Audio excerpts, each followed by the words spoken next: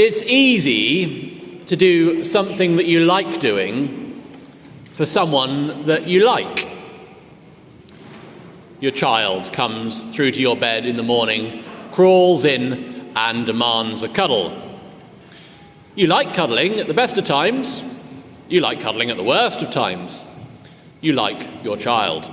This is what happiness is made of.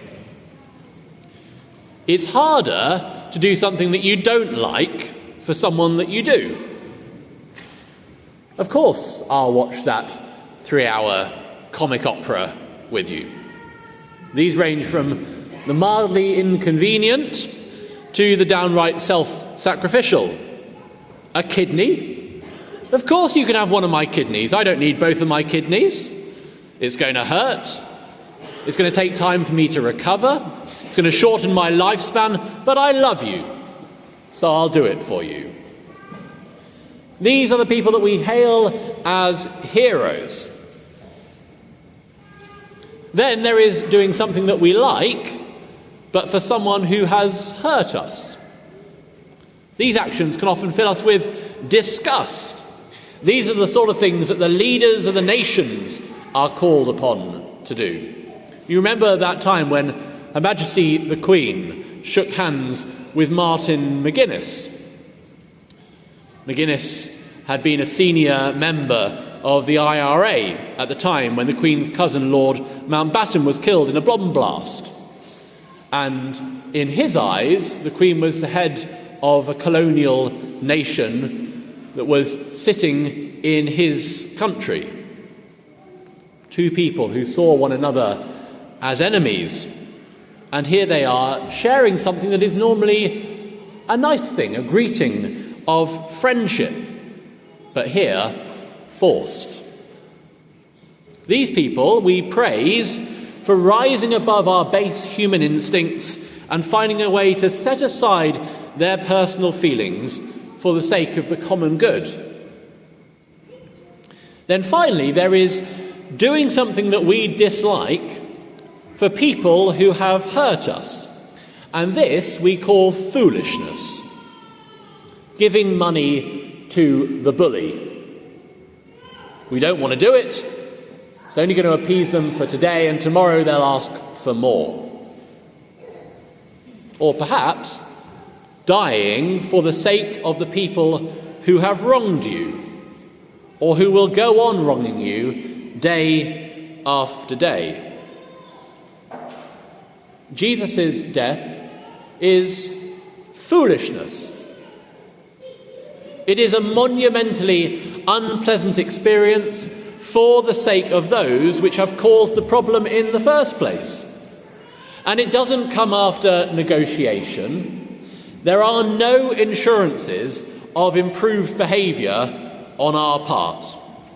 It is instead a leap of faith. It's an act of hope. It's an act of love. What other force is there that is strong enough to make a person act so against their own interest, even doing so for the people who have been their persecutors? It is for love that he took up the cross.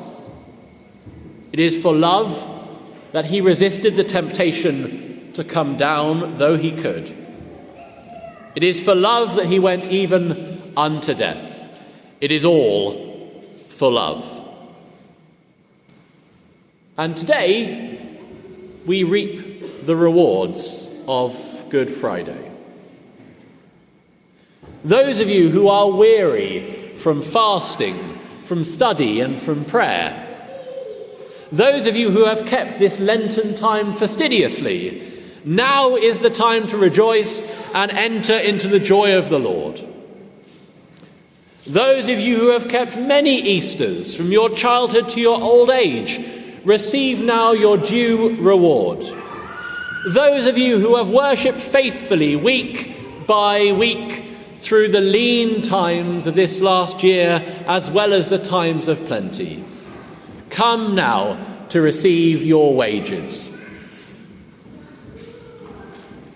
Those of you who have not come since last year. Those of you who have not turned up since Christmas.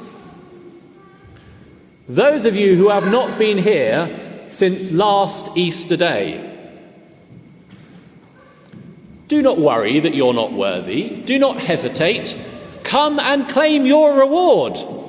Do not be embarrassed by your absence, for the Lord is gracious and receives the last even as the first. First and last alike, rejoice together. Rich and poor receive your reward. Faithful and forgetful, celebrate the day.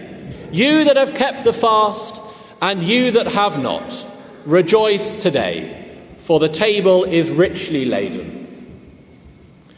Christ has died and is risen again, for the faithful and the faithless, for those with wounds to heal and those who have caused wounds. All we sinners together, this is our day of jubilation. Our bondage to death is broken, no debt do we owe, our relationship with God and neighbour restored. Christ is risen, the tomb lies empty. Christ is risen, new life awaits us. Christ is risen, all heaven sings with praise. Christ is risen, death is defeated, love has won the day. To him be glory and power forever and ever. Amen and amen.